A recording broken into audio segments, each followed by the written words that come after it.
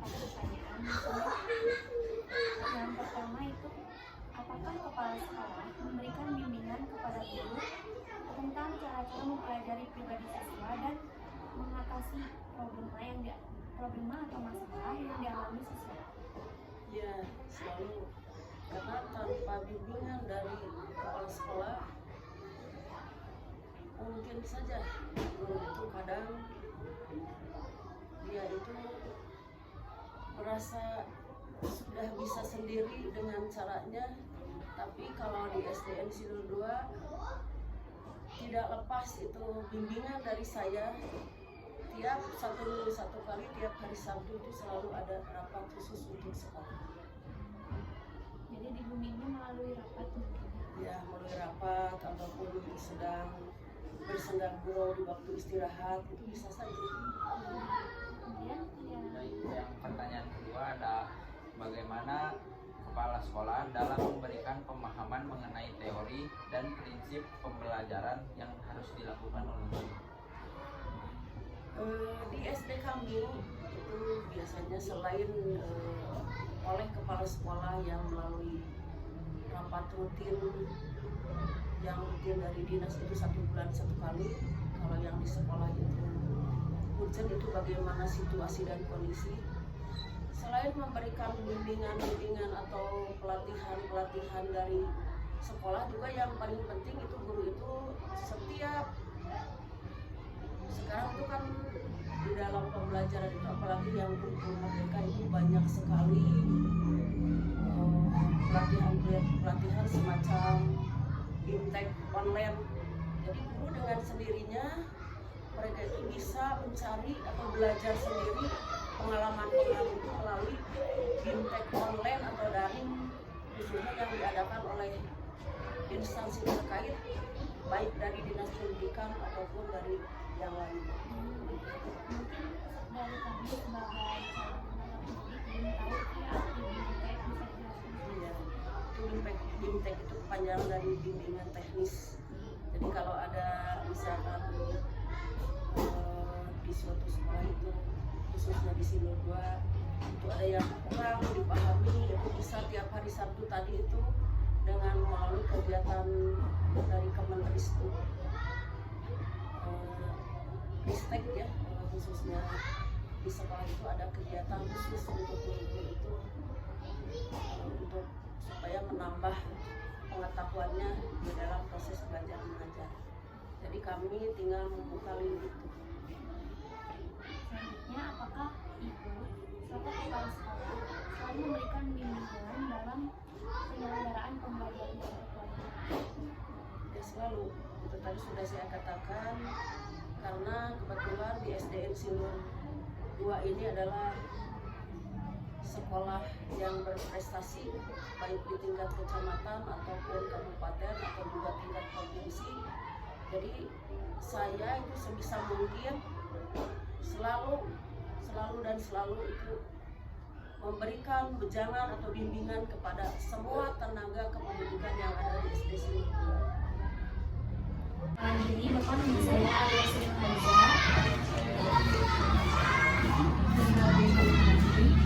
Kami dari program studi IPS Penjelas.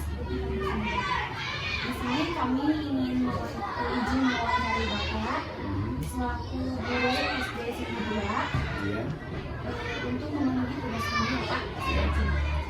Di sini kami akan melakukan beberapa 20 pertanyaan kurang lebih, dan Bapak akan menjawabnya. Insya Allah. Pertanyaan yang pertama, bagaimana Bapak berkomunikasi pada anak yang kurang berinteraksi dengan teman sebayanya? Bagian komunikasi yang dilakukan pada anak yang kurang berinteraksi dengan teman sebaya ini paling mencari dulu akar permasalahannya apa, karena kan setiap anak punya latar belakang yang berbeda-beda, sehingga kadang-kadang karena rasa ketidakpercayaan dirinya itu sulit untuk berkomunikasi. Jadi yang pertama ya mencari bagaimana dia asal, bagaimana keadaan orang tuanya, baik itu kondisi sosial, ekonomi, terutama yang itu yang paling mendasar itu kondisi ekonomi bisa mengakibatkan anak juga tidak percaya diri. Kemudian pertanyaan selanjutnya, bagaimana Bapak cara mengomunikasikan situasi dalam kelas agar situasi dan kondisi kelas itu lebih kondusif? Itu lebih ke melibatkan anak dalam pembelajaran ya. Jadi artinya bukan hanya guru saja yang berperan di dalam pembelajaran, tapi kita kan sudah punya kesepakatan kelas. Di awal tahun ajaran kita membuat kesepakatan kelas bahwa setiap anak mendapat perlakuan yang sama, termasuk diaktifkan dalam pembelajaran. Jadi anak bukan hanya sekadar objek pembelajaran, tapi anak menjadi subjek dalam pembelajaran. Artinya mereka terlibat untuk menentukan tujuan pembelajarannya mau seperti apa gitu ya. Termasuk banyak memberikan cerita-cerita inspiratif kepada anak sehingga ada motivasi ekstrinsik untuk mereka lebih kondusif di dalam kelas. Lanjut pertanyaan ketiga ya Pak. Ya. Cara apa yang Bapak lakukan untuk melakukan pendekatan pada siswa yang sedikit kurang aktif di kelas? Ya, lebih menerjunkan hati ya, melibat apa istilahnya empati ya, empati dulu kepada siswa tersebut. Kemudian kita ajak ngobrol secara individu juga apa maunya dia, karena memang di kelas saya ada juga beberapa orang siswa yang memerlukan perlakuan khusus ya. Itu dikarenakan latar belakang penyakit juga, latar belakang keadaan sosial di kehidupan keluarganya. Jadi lebih menerjunkan hati ya, empati ke suasana hati anak. Lebih perhatian lagi, perhatiannya lebih ditingkatkan, lebih dikhususkan. Kemudian, apakah Bapak ada faktor hambatan saat melakukan interaksi sosial pada anak? Jelas ada, karena kelas Bapak ya, kelas saya itu termasuk kelas gemuk kalau istilahnya, dengan jumlah murid 58 itu ada kelas gemuk, sehingga ketika kita melakukan komunikasi interaksi juga banyak sih kesulitan karena tingkat perhatian mereka kan tidak sama. Ya, jadi hambatannya hanya terletak pada itu saja, sisa dengannya jumlah siswa yang terlalu banyak di dalam kelas. Kemudian apa saja tahapan-tahapan yang Bapak lakukan untuk berinteraksi pada siswa yang kurang sosial? Bertanya dulu biasanya, bertanya tentang latar belakang, baik melakukan wawancara ataupun observasi yang langsung. Biasanya wawancara dilakukan pada anaknya itu sendiri, tapi di belakang teman-temannya, ya maksudnya untuk kerahasiaannya, atau mungkin kadang-kadang juga bertanya ke teman-temannya yang satu kampung biasanya ya. Jadi bertanya dulu, kemudian identifikasi permasalahan juga, kemudian menentukan cara-cara diagnosa ya, cara-cara penanganan sementara. Dan ternyata dari beberapa kasus yang dihadapi ya, cara-cara seperti itu cukup efektif juga untuk menangani permasalahan interaksi sosial anak. Yang selanjutnya Pak, apakah ada faktor luar sekolah yang menghambat siswa menjadi kurang berinteraksi diri, menjadi kurang percaya diri dalam berinteraksi? Ya, faktor dari luar sekolah jelas itu hubungan tingkat kehidupan sosial di masyarakat juga bisa mempengaruhi kepercayaan diri anak, termasuk yang paling dasar, yang paling saya rasakan itu ya keterpurukan ekonomi dari orang tua, jadi anak tidak percaya diri. Apa saja hal-hal yang membuat siswa tertarik untuk berkomunikasi dengan teman-teman mereka di waktu istirahat seperti sekarang?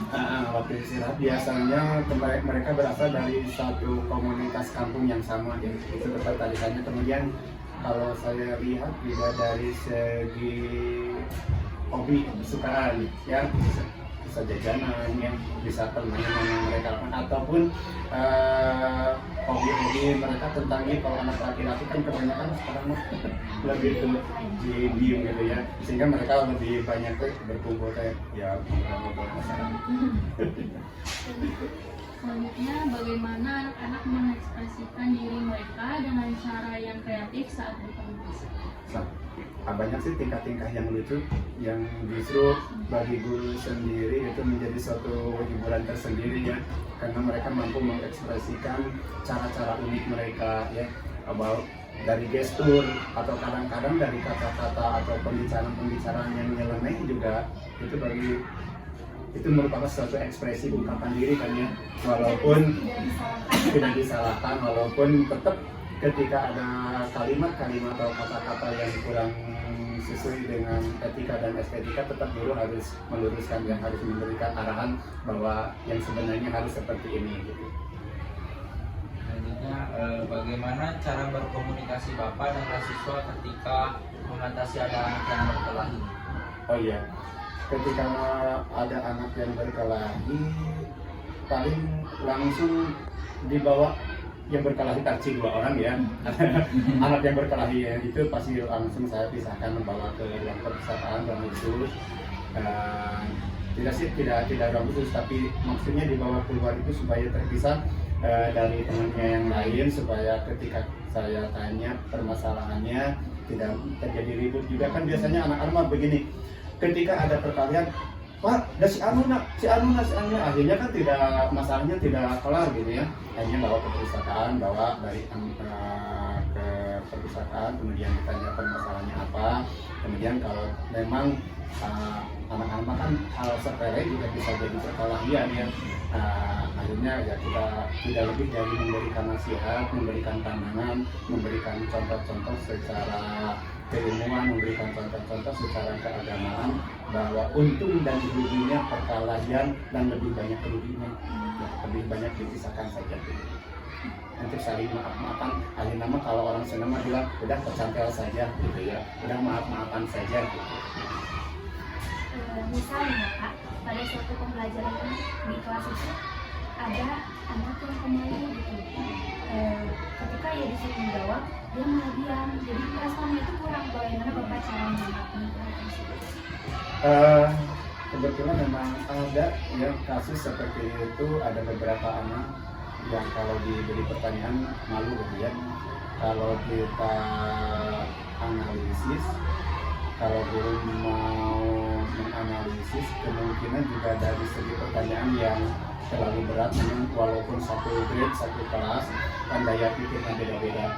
Ya akhirnya untuk mengatasinya biasanya supaya untuk membangkitkan kepercayaan dirinya saja dulu guru, biasanya kalau yang saya lakukan memberikan pertanyaan-pertanyaan mendasar yang memang mudah untuk dijawab tentang masalah-masalah tersebut. Jadi artinya ada 2 pertanyaan, mungkin ada 3 ya, untuk kelompok siswa yang daya pikirnya kurang, untuk yang medium, kemudian yang high daya pikirnya. Jadi kan bagi mereka yang daya pikirnya tinggi mah ketika kita beri pertanyaan kan sudah bisa respon ya. Tapi untuk anak-anak yang kurang, ya akhirnya kita berikan pertanyaan-pertanyaan mendasar hanya untuk membangkitkan dulu saja kepercayaan diri. Jadi ada beda-beda pertanyaan. Lalu bagaimana interaksi antara guru dan siswa dapat membantu siswa merasa lebih termotivasi di sekolah biasa? Iya betul, ketika guru mau berempati terhadap siswanya, jelas menimbulkan kepercayaan diri dan dapat menimbulkan komunikasi yang efektif antara guru dengan siswa. Ya, hanya itu saja dasarnya bahwa kita mempunyai rasa empati, kemudian rasa sayang juga harus tercurah ya. Kalau dari guru SD pada anak-anak, walaupun dengan berbagai kesibukan, walaupun dengan jumlah murid yang sama, yang banyak, tetap saja semua anak tersebut harus mendapat perhatian yang rata atau yang sama. Ya. Guru juga di sekolah sebagai orang tua yang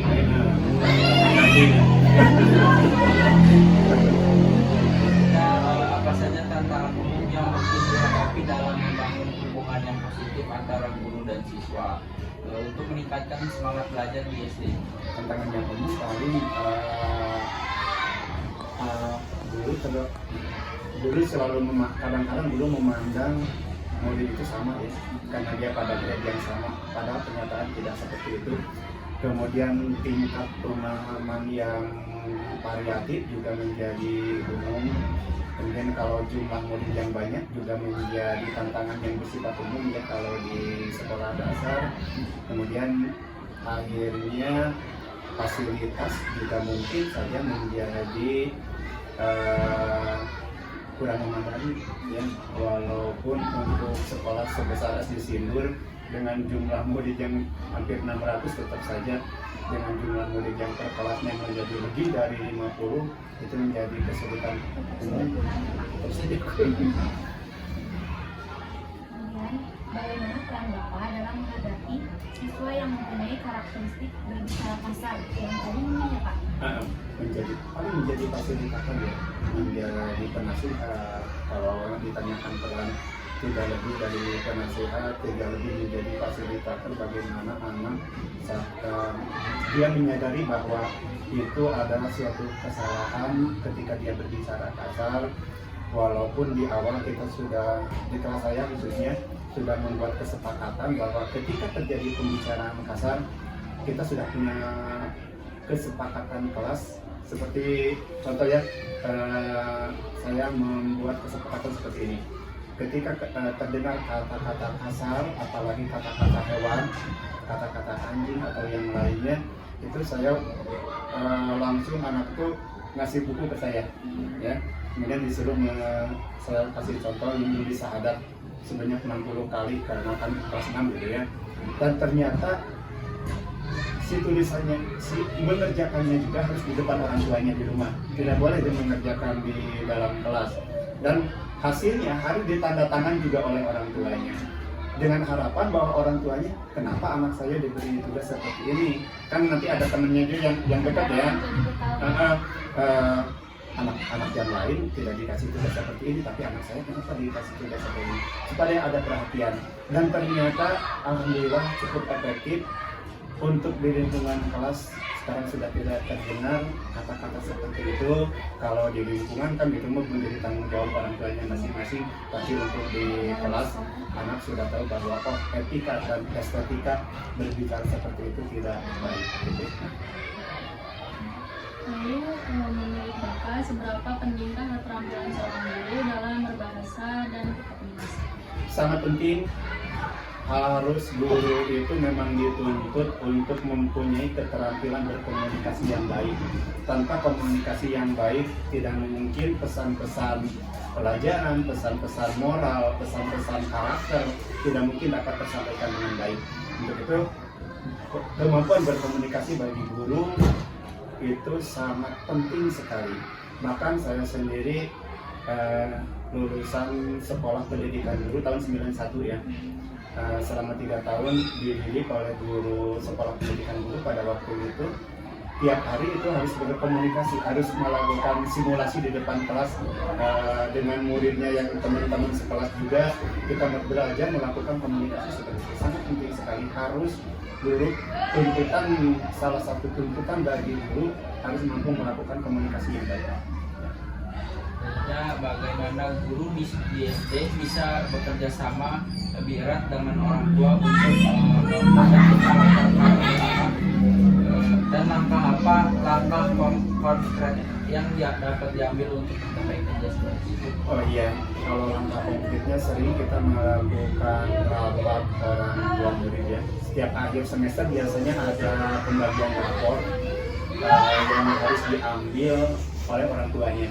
Pada saat itulah kita dapat memasukkan ide-ide atau paham-paham tentang bagaimana mendidik. Bukan artinya orang tua tidak tahu cara mendidik yang baik kan, tapi supaya begini, ada sejalan pendidikan yang diberikan di sekolah dengan pendidikan yang diberikan oleh orang tuanya, sehingga momen-momen penting seperti akhir semester pembagian rapor atau akhir tahun juga pembagian kelulusan, itu pasti kami mengundang orang tua untuk mengambil ijazah atau mengambil rapor supaya masukan ide-ide tentang bagaimana membentuk karakter anak itu bisa sejalan antara orang tua dengan pihak sekolah.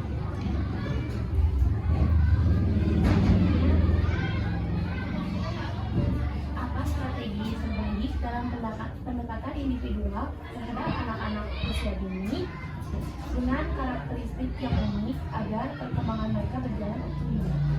Mungkin kalau dikatakan strategi yang terbaik ya tidak ada yang terbaik ya, tapi strategi yang dapat kita gunakan itu sesuai dengan kasus yang kita hadapi, sesuai dengan permasalahan yang kita hadapi. Jadi tidak ada seperti hanya kita menggunakan metode di dalam kelas itu, tidak ada metode satupun metode yang terbaik. Tetap saja metode itu baik untuk karakteristik tertentu, termasuk mungkin kalau strategi juga tidak ada strategi khusus dalam menghadapi permasalahan, cuma kita lebih menekankan pada pendekatan secara individual. Kita merasakan bahwa suasana hati anak itu adalah suasana hati kita juga, sehingga permasalahan dapat terselesaikan dengan baik.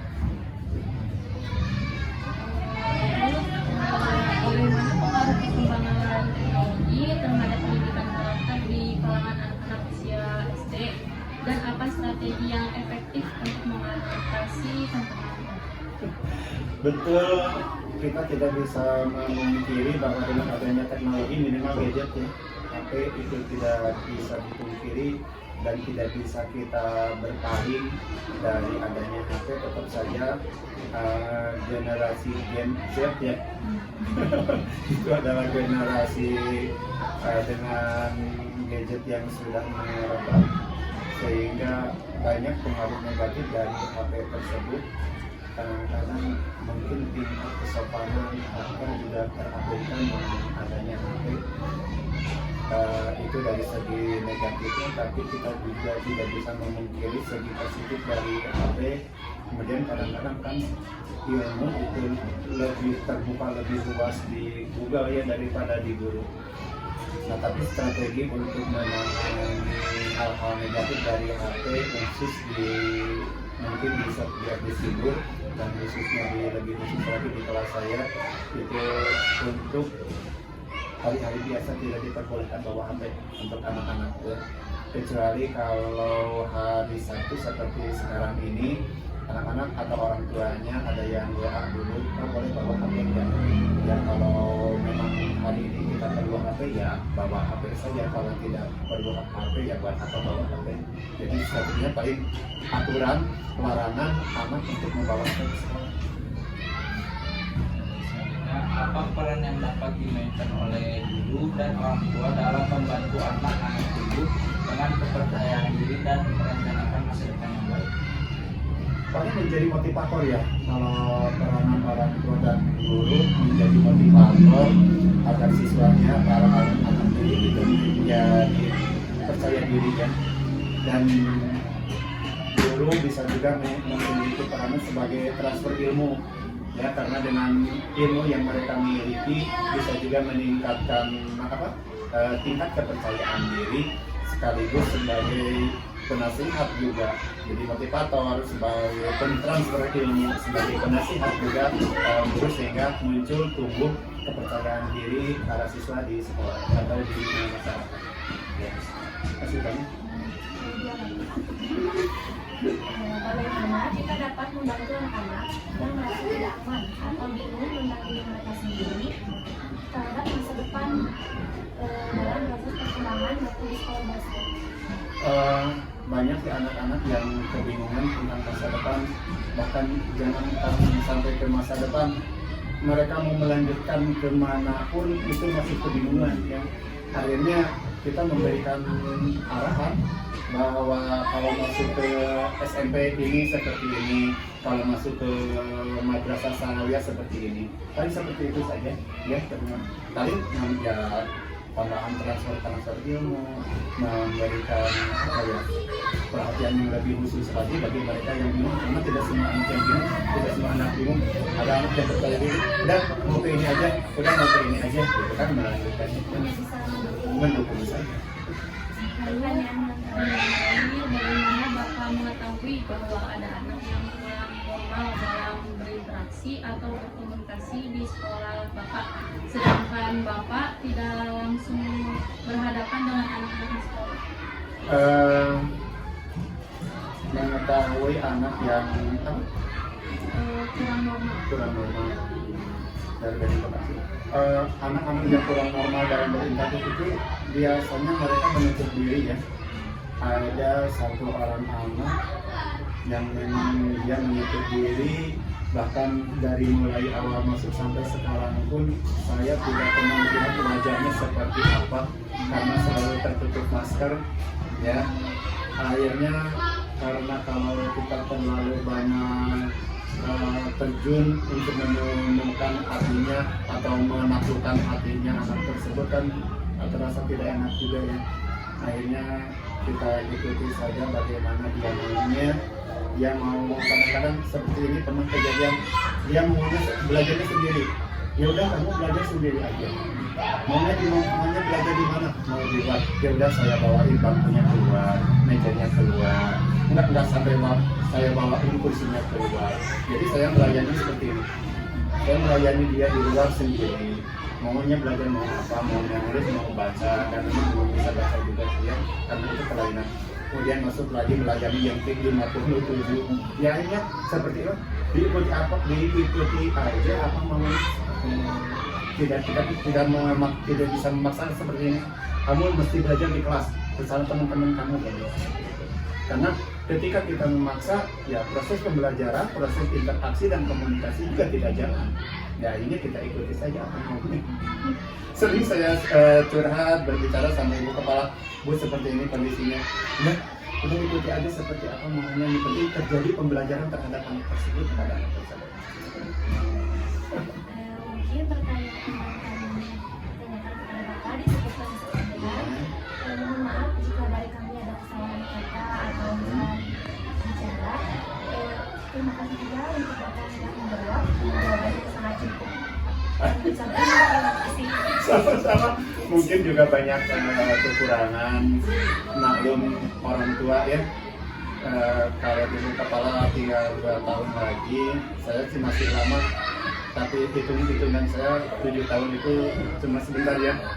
Sekarang masa kepensiun itu tinggal 7 tahun, jadi daya pikir juga sudah kurang Neng ya. Ingatan juga, gimana itu banyak yang lupa gitu. Bicara juga banyak boleh. Mohon maaf juga kalau ternyata jawaban-jawaban saya tadi tidak memuaskan.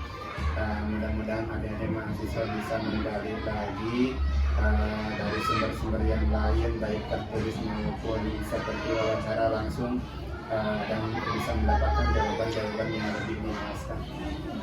Mudah-mudahan sukses, kuliahnya juga lancar, kemudian cepat menjadi pegawai ya.